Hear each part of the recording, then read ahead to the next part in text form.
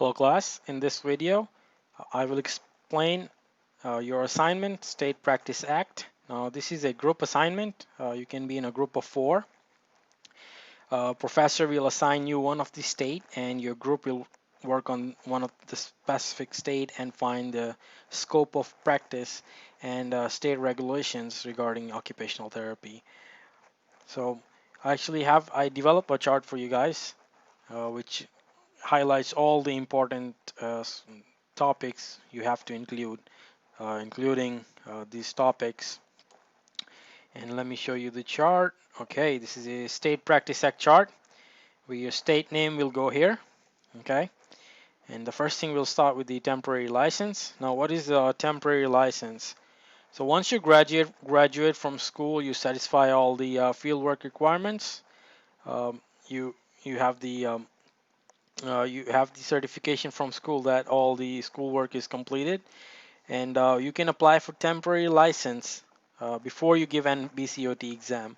So this is one way to work or practice in a clinical setting before the exam. And but you have to check that if your state allows that or there is no temporary license in your state.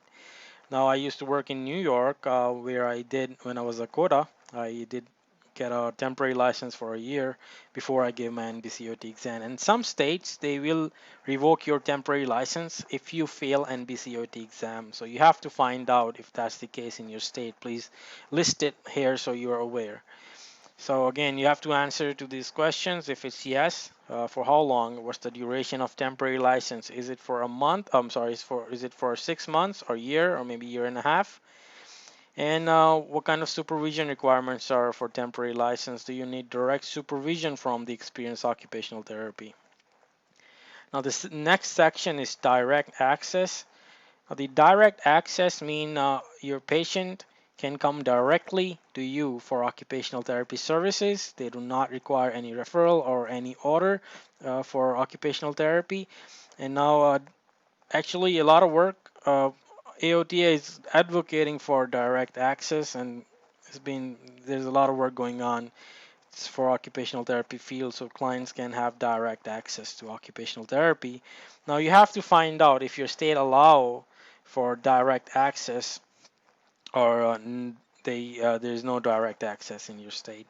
So if it's yes, you have to state how many visits are allowed in that case. Okay, intervention and procedures. Well, this is a very important topic here.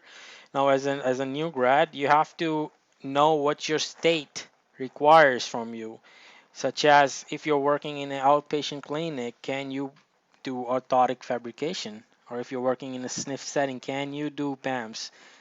Now, some of the states might require you to do advanced training or a few months, a few hours of training before you can do PAMS or wound care or swallowing. So you have to search what are your state laws. Can you provide PAMS? Yes or no. If so, how many hours or training required for to become certified or advanced training? Same for wound care. Can you, as a new graduate, can you provide wound care, or do you need advanced training? If so, how many hours? Now, all of these topics you might not find in one document. You have to search in different websites. I will show you some of the websites which I used for my state. Swallowing, orthotic fabrication, driving training. Do you need certification in this? If yes, again, how many hours? Is it a year certification or 6 month? Low vision, joint mobilization, telehealth. Now, telehealth is a very hot topic right now because now some of the states they do allow telehealth for occupational therapy, and some of the changes are made right now. I did receive the email from Pennsylvania's state regulation or regulatory board that the scope of practice is advanced, or some of the limitations are not in full force right now, and OTs can perform or participate in telehealth medicine or telemedicine. So you have to find out if your state allows telehealth, okay? And if so, if there's any training required, can a new grad provide telehealth, or you need few years of experience? And in your state, is OT listed as a qualified mental health professional? Now, some of the states, very few states actually, listed OT as qualified mental health professional. Now, you have to find out. And so far, as many states I've seen or looked at the chart, it's some of the states which which listed OT as a qualified mental health professional, they actually require extensive amount of training. So a lot of advanced training they require. Now, order for services. Now, do you need a written order or a verbal order?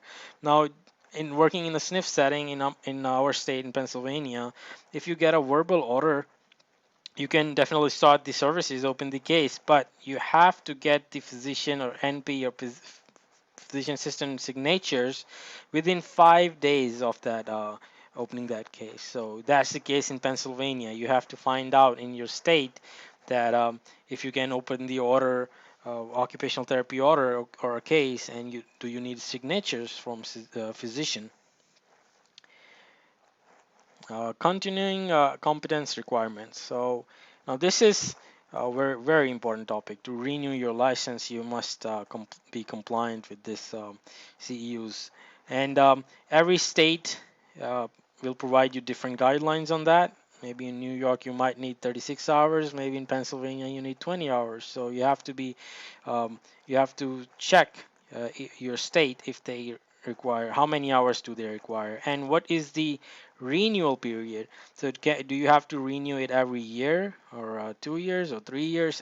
Every state is different. Are there any special requirements?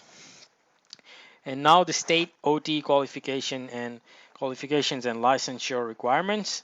Now, what is the title of the OT licensure regulation and the OT qualifications to apply for license?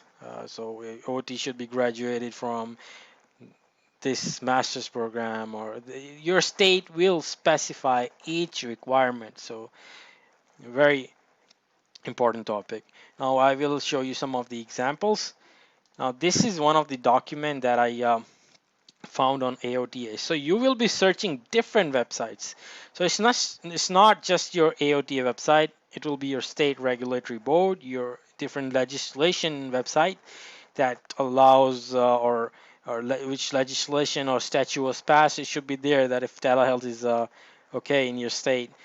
Now, such as this document I retrieved from AOTA. Now, but you have to see if it's updated. Okay, if it's like a 1999 year document, it might not be updated. So you have to see if it's a updated document. So this one is for telehealth, which state allows telehealth and which state. So this is July 14, 2020. So very provides a lot of actually information in this chart. But it's your job to find out and to really investigate each of the topic if your state requires or how many hours do you require for advanced training. Now, continuing competence. So, as I mentioned before, each state will require different or amount of hours such as let's say Arizona. So OT 20 clock hours for renewal or 2 year license period. And special requirements are right here, which you can find on the chart too. Now this is one of the again this is one of the from AOTA website I got it. It's the occupational therapy profession and continuing competence requirement. Interesting document and actually whichever state you're working on for this assignment, please focus on each aspect of the CEUs. And this is one of the website I use for I live in where I practice in Pennsylvania. So this is a Pennsylvania Occupational Therapy Association. So again, the point is you have to look into different positions. Now the website or the document that you're pulling should be also a reliable source. Okay, government website or AOTA. So this POTA actually direct me to the new news and new changes. So like telemedicine, OT role in COVID, any new legislation or any updates from the state. Now, this is one of the email I received, which says expansion of scope of practice to provide assistance in responding to COVID. So, occupational therapists they actually allow. They say occupational therapists can administer tests such as nasal swab. So, this is just for the COVID, um, due to COVID. Now, telehealth in Pennsylvania is also allowed because of COVID. One of the email I received which said it's expanded. You can OTs are included. So, so you will get the information from your state also. So you have to stay updated wherever you practice. So this is one of the example for you guys. Now, what else you can look into? This is another website chart which discusses the scope of practice for each state. Now you can see it actually mentions everything. So the statute, the meanings of occupational therapy, if OT can use it might not say if you need advanced training for physical agent modalities, right? It might not say you can. They might say that you can use it, but to find out you need if you need physical advanced training in physical agent modalities, you have to look for your state rules and regulations and dig deep into that. Then definitely you'll be able to find out each practice. And that's all. Again, your assignments. This is your the description of your assignment, and the chart will be attached to the assignment, which you can actually you can respond to the questions using a bullet format. I think bullet format will be much easier and simple to understand because this document is for you guys, and definitely you can share with the other your peers. So if you're in different state and they're working on that state, definitely it'll be helpful for them too. So try to keep it simple, be specific, and whatever you write, just it should be correct. Please just go to the reliable source.